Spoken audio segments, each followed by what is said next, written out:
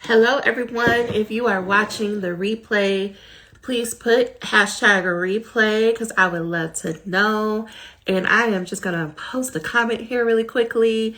If you are new to me, welcome. I am Dr. Marvette Lacy. I work with doctoral students to write their dissertations in 12 months or less, only using 10 hours or less a week. And so I am excited to come and talk to y'all today. Today's topic is ghosting during your doctoral program. And I'm going to start off with a story about me because I don't want you to feel like I'm somebody who just has it all together. Because y'all, I don't. People come to me and they think that I just, because I talk about, making plans and being organized and like doing all this work in 10 hours, that I must be some superhuman machine, and I'm not. Just last year about this time, I was involved in a research team that I was really excited about. Like, I was looking forward to this. It was a long project. It was a part 2 of a project, and life started lifing, y'all. Life started lifing, and no matter how much I wanted to be part of the group, I did not have the capacity, but I was too ashamed. I'll say that. I was too ashamed to admit that my life was falling apart, like literally falling apart. And I just kept trying to keep all the balls in the air till one of the team members came to me and was like, listen, sis, like, we trying to move forward and you holding us up. And I get that there's a lot going on in your life, but we're going to have to tell you to sit this one out and hopefully you can do the next one. And I was crushed, y'all. I was so crushed because I felt like I disappointed them. I felt like I let them down. My brain was like, I ruined the project, right? All these things that wasn't necessarily true, but the feelings were real. The feelings were real. And that is just a reminder of the many reminders that I have of there are going to be seasons, whether I want to or not, that I'm going to ghost.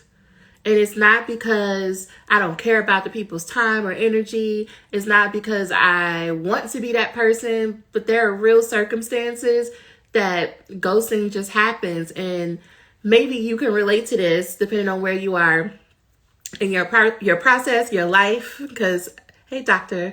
Mays, but depending on where you are, you may be feeling like I'm not showing up at the level I want to show up at. People are dependent on me and I can't do it. And you may be in your mind, because at least I know this is how I am. I'm like, it's not that hard. All you have to do is fill in the blank, right? If you find yourself having a conversation about all you have to do is, and that's on repeat. Like, all you have to do is send that email. All you have to do is write this one email, like this one email, this one page. All you have to do is do a reference page. All you have to do is schedule a meeting. Whatever it is, if it was as easy as telling yourself all I have to do is, then listen, we wouldn't be having this conversation right now. And so the first thing, like, if you don't take anything else from this conversation, what I want to tell you as someone who goes through seasons of this, that the most beneficial thing that you could do for yourself and everyone involved is to accept, yes, sometimes I'm going to have these seasons. And yes, it's the reality of my situation. I want you to start with accepting reality, accepting what is. Whether you haven't shown up to class for weeks, you haven't texted those people back in months, right? You meant to call so-and-so, but now you feel like too much time has gone by and you don't know how to do that. Whatever the ghosting situation is, accept that, yeah, that's what I did. Because when we can accept the thing, it starts to remove the shame from it. Shame is what's eating you up. Shame is the thing that will make you feel so awful on the inside. Shame is what's feeding that critical voice that's telling you, see, that's why you don't have blah, blah, blah. Like, this is why people don't trust you, or this is why you don't have leadership positions, or this is why you won't finish the dissertation, or this is why you won't graduate. Whatever that voice is telling you, shame is feeding that voice. And the way that we start to reduce shame is we speak truth to it. We name a thing. We like, I did not show up to that meeting, right? So in my situation, I didn't do my part of the research team.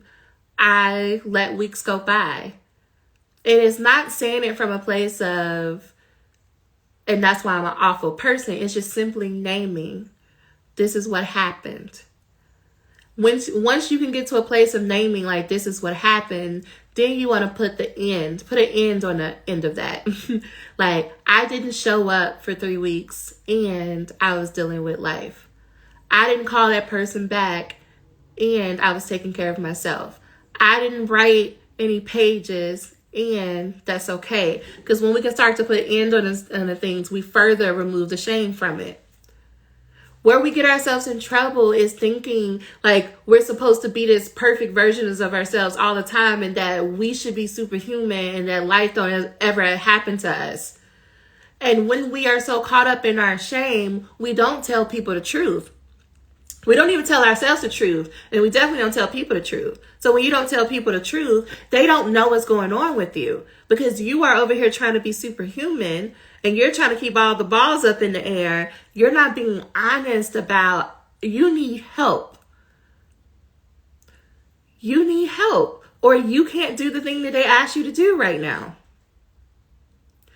If y'all are just coming in, tell me, hey, how you doing? And if you have questions or you want any coaching, whether it's about this topic or something else, let me know. I'll be happy to coach you. But the thing is, when you're ghosting people, is to first be honest about why are you ghosting? And to even say, I'm ghosting right now, to have the self-awareness of I'm ghosting. And this is why. And that reason is okay. I don't care what the reason is. It's okay. It has to be okay. Why? Because it happened and we can't argue with reality. Excuse me, y'all. I've been talking all day and it's only when I come on Instagram that my voice gets to like clogging up. I think the chakra is trying to tell me something. But we first have to accept reality, because then when we can accept reality, we can start to reduce the shame. When we can reduce the shame, then we can start to take responsibility. So going back to my example about being removed from a research team, I had to eat that. I had to be like, yeah, because I wasn't showing up and I wasn't doing my part. And we can hold space for my life is falling apart, a relationship is ending, I don't know where I'm going to live. We can hold space for all those things. And it doesn't change the impact of me not showing up to this research team. And that doesn't mean that those people didn't care about me or they didn't want to support me. It's just for this one research team, I wasn't going to be a part of it, but they were still going to show up and be friends and help me. Where we get into trouble is we start to convolute everything. You think that if you don't turn in a draft to your chair, or you don't turn in that assignment, or you don't, start your exam process, you think that that one thing determines if you're going to graduate or not. Those are separate. But if you are only having this conversation up here and you're not talking to people to say, here's what I'm going through, here's how it's impacting me, here's how I need help, you will get caught up in that cycle. I'm looking at my notes if you see me looking down. This requires you to be courageous. I know what I'm saying sounds really simple, and I'm sure some of y'all gonna tell me, you don't know what it's like. My situation is different. It's been too long. I messed up too many times. They're sick of me. I'm gonna tell you the same thing. At some point, we have to stop and say, yes, that happened. It's been this amount of time and I did this, and it's because of this, and that's okay. But this is what I'm gonna do moving forward. Moving forward will be hard. Moving forward will feel like walking through molasses in a way. Moving forward will be like, I'm never going to come out of this hole. But the more you can practice courage, the more you'll be able to move forward. Okay, let me see what y'all are saying, because I want this to be helpful. I just chose this topic, but y'all might not want this topic today. So let's see. I finished my master's and graduated yesterday. Congratulations. I want to do my PhD, but I feel not sure. Any tips or advice? I would ask, why do you want to do a PhD? Because my answer may shock you. Usually, as a blanket answer, I tell people, don't do it. Unless you have a very clear reason, don't do it. Now, that might sound strange as a dissertation coach. Why would you be telling people not to do it? It's because I find that we get caught up in the credentials, but not understanding why we want the credential. This world that we live in socializes us to believe that if you have the credential, then you made it. And what people are not being honest about, what systems are not being honest about, is that the credential is meant to be used as a tool. It's not the be-all, end-all of a thing. So if you want to have a career as an academic, yes, that makes sense to have a PhD. I'm kind of struggling right now. Any other reason? I mean, unless the job you want to explicitly says the only way to get this job or this career is to have a PhD, right? Then I am like, then why would you want to? Now, some people are like, I just like the process of learning. You know, there's some free materials here, and I just would encourage you to do the free stuff. But knowing what I know now, y'all, I'm telling you, I would have been like, school, no, because this internet thing exists. Okay. What do you consider ghosting in this setting? I see articles about the PI ghosting or programs ghosting prospective students. Just wanted more context on what that looks like on the student end. Hey, Tabitha. On the student end. So what clients come to me when they say they're ghosting, they'll say things like, oh, I haven't talked to my advisor, my chair in months. I told them in, January that I was going to get them a draft by February, and now we're in June, and I haven't sent nothing, and I haven't sent an email. I haven't told them what happened. I haven't been showing up. What ghosting looks like for me, I'm telling all my business as a student, there would be weeks that I just didn't show up to class. I'd be like, class, no, I'm not showing up.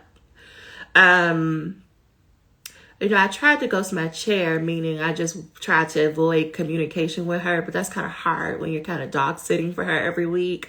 But in my mind, I would still ghost her in the dissertation because I just refused to bring it up. I refused to talk about it. If she would say, yeah, let's meet, I'd be like, yeah. And I would never follow up to schedule a meeting with her. So that's what I think about ghosting. And I'm looking at your first part of your question again. PI ghosting, like on the opposite end, when it's a faculty ghosting a student, a lot of things that I help clients navigate through is they'll be emailing their chair to say, hey, I would like to meet with you, or hey, I sent you this draft 2 weeks ago. I haven't heard from you. And the chair not responding to emails for days and weeks and months. I even had a client who scheduled a final defense date with her chair, and he didn't show up to the defense. To me, that's a form of ghosting. It is either way, is if there was an agreed upon, we're going to meet here, we're going to do this thing, and then no one says anything, to me, that's ghosting. So let me know if that helps. All right, y'all. Other questions? How we feeling?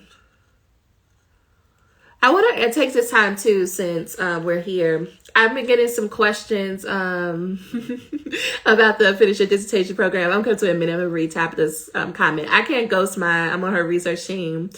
I knew she was waiting for me to get it together with my next dissertation milestone. Listen, if you could ghost somebody and you live in their house, anything is possible, Tabitha. It's called avoidance. I know how to avoid. And for a while, she just let me avoid before I got on her nerves too much. And she was just like, girl, turn the thing in. What are you doing? But yeah, I was in her class. I was living in her house. And she was like, why are you acting like you're not supposed to be writing a dissertation? Right? Ghosting is another word for avoidance, right? We can avoid in all different types of ways. I can look you in your face every day and still want to avoid having the hard conversations, right? We do that in romantic relationships. We can be around the same person day in and day out, but we won't talk about that thing that we know is going to start an argument. We know it's going to start an argument. Like, we don't talk about that. We're going to talk about the news. We're going to talk about this TV show. We're going to talk about what's happening over here, but we're going to talk about everything but the real issue, because we know if we talk about the real issue, it's going to lead to some other things. That too is ghosting and avoidance. I'm starting chapter 5 today. I need this ghosting, but wife and kids don't take too well. Do you? Because if I'm tracking for you, you're making amazing progress. First of all, congratulations. But do you need them to leave? Or is there something else going on? And if you are willing to come on live so we could talk about it, let's do it. But you have written under more, I would say, pressing circumstances. Now, I get it's summer. I don't know how old your kids are, but they're probably at home more. Is it really them, or is it something internal that's saying, oh shit, we about to be done. About to be a whole ass doctor. Because usually that's what's happening. So, Tabitha, what's your next dissertation milestone? Let me know. No, it's definitely, yes. There's a part, people think that, oh, when we get to chapter 5 or the discussion chapter, whatever that looks like for folks in your format, people think that, oh, when I get there, it's going to be smooth sailing. Like you probably thought at the beginning when we were talking about your proposal and you writing your literature review, I'm sure there was a part of you that was like, you get to chapter 5, like, why wouldn't I just go ahead and finish it if I know I'm so close to the end? Because your nervous system hasn't caught up to that identity of you being a doctor. Right? Your nervous system just got used to the idea of I'm someone writing a dissertation. Now I'm about to finish this dissertation and defend it, and they're going to be calling me doctor. Because you have to be honest to say, like, part of you didn't even think you would get here. Like, you wanted to get here, but you didn't think you would be so close so soon. It's kind of like, am I ready for this? Did I do enough for this part? Do I have enough knowledge and expertise to even write a final chapter, a discussion? But if you wrote the literature review, you can write the discussion. But this is more than the distractions or if you like what to put on a page. It's all about, do you see yourself as doctor? And one, I would say a tangible way of helping you is thinking about what's coming next for you. Remembering your why. Why did you want to finish this program? What do you want to do with these letters? What's the next step?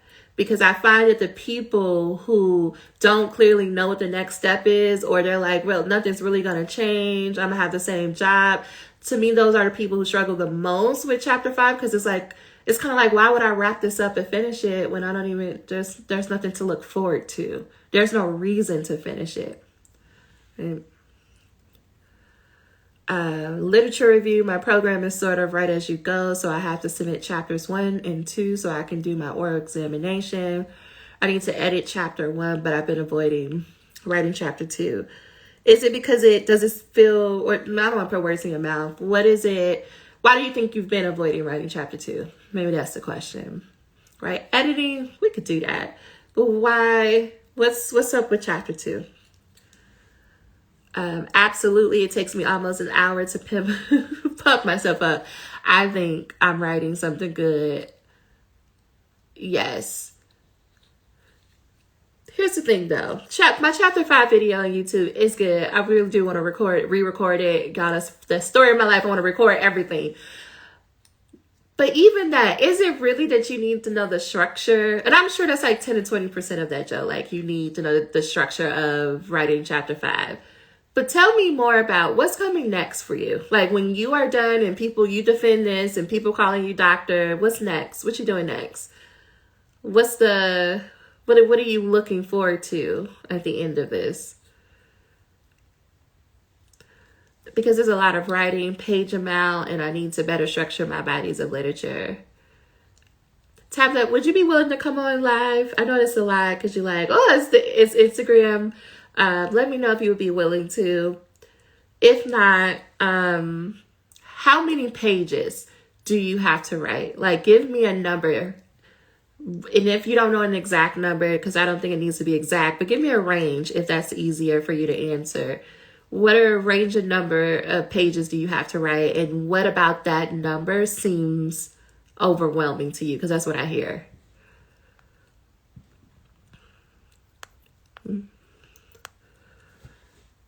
One of the biggest tools, so 40 pages, around 40 pages. You've written 40 pages. If we look back over your conference proposals, I believe you submitted things for me, publications, like different class assignments. What's 40 pages? Like, let's really think about that. What's 40 pages? I'm sure if I was to ask you right now, us just talking, me with my water, and I was just to ask you to say, like, tell me what your topic is. Like, don't try to sound, right, fancy or anything. pretend this is alcohol or something, and I was asked you, explain to me how would you describe your topic to your favorite TT or something? Like, how would you describe the people you want to work with the most? Where is when you think about your topic, where are you focusing on? What's the environment? Is it a school setting? Is it a community? I don't know. I'm just trying to think of your topic. And what's the problem that they are experiencing? If I was to ask you those 4 questions, you could probably talk to me for a good 10, 15 minutes about that. And if you can talk to me for 10 or 15 minutes about that, you could open up your phone and talk to your phone for 10 or 15 minutes and record it, right? So my topic is how college students use grief as a motivation for collective action. Ooh, I'm going to go somewhere else with this. So I love this, right? So if I was to ask you, 1, who is a college student? How would you define a college student? 2, what is grief? How do you define grief? Number 3, what is motivation? How do you define motivation? Number 4, what is collective action? How do you define that? Those 4 questions alone, if you just allowed yourself to verbalize the definitions, not going to look at any literature, but if I was just to ask you to talk about it plainly, how do you even define those 4 words? That gets you somewhere. Step 2 then would be, what do all these things have in common? Like, why does it matter that we care about college students and grief? And why does it matter that we care about how college students utilize grief for collective action? Right? I think I'm at 6 questions now. If you just allow yourself to just start talking out loud, record yourself, then you can take that recording and you can transcribe it. Once it's transcribed, now we can get into editing and moving things around. The focus right now isn't to get into citation. I strongly encourage people to not worry about the literature just yet, because you have most likely been talking about this for a while. You're not coming into this fresh, like you've never read anything. If I am willing, like based on me working with clients and what I know is you're probably overwhelmed by the literature and you're probably trying to read something and then figure out how to like reword it and cite it. That's too much. Just open up record yourself on Zoom. If y'all don't have a voice note app on your phone, record yourself on Zoom. I do this all the time. So I'm telling you to do it. Open up Zoom, press record, and just start talking. First, you want to start with defining your terms, right? College students, grief, motivation, collective action. Then you want to say, why is this even important? Why do we care about college students and grief? And why do we care that college students utilize grief for collective action? A 7th question, I think is where I'm at. A 7th question would be, and what would happen if this problem was not addressed? And you can allow yourself to just verbalize that. You would be shocked that you're probably already at about 10 pages. Because when we stop trying to think like the dissertation process needs to look this way, that I have to sit down and write it in one setting, when you can get out of that and you can start making it into smaller steps, which is, I'm going to answer these questions, I'm going to verbalize, I'm going to transcribe it, I'm going to edit it, right? Now you know how you think about it. Now you know what the argument is you're putting forth. And because now you know what your argument is, now you know exactly what literature to go look for. Well, I need literature to help me define my terms because I need a citation for that. I'm going to need some literature about, I said that it's important to think about college students who are in grief is because it's a major barrier in them persistent towards graduation. Okay, now I know exactly what literature I'm going to. Right, if I'm going to go get some OG literature, I'm like, what Aston and Tinto saying? But if you don't subscribe to the white man in them like that, then you might like, what's some more updated pieces of literature I might want to cite, right? Why should we care collectively as a university when it comes to persistence and graduation? Now I know what literature to go and I know what to cite there. The challenge is when you try to start from reading, you don't know what you're looking for. And so you're just looking for article after article. But when you start from, this is how I think about it, and let me use the literature to back it up. Now we're cooking as an academic. Now you're talking about your argument because you have already been talking about this. You've been reading about this. You probably did this as a class assignment before or thought about it. You have knowledge that you just haven't had an opportunity to access yet. And this process allows you to do that. So I know that's probably a longer answer than you were looking for, but I hope that helps. I thought of it as a long assignment with multiple papers that are connected. Yeah, you're writing 5 or 6 papers, depending on how many chapters you are writing. Each paper is a 20 to 40 page paper on average, right? And so if you've been doing this in your class assignments, they've already prepared you to do that. We just get caught up in thinking about the enormity of it's a dissertation and it's supposed to be my life's work and it's supposed to represent so much. It's not. It's just an activity. The purpose of this activity is, can you design a research project? Can you conduct research independently? And can you defend your research? That's the purpose here.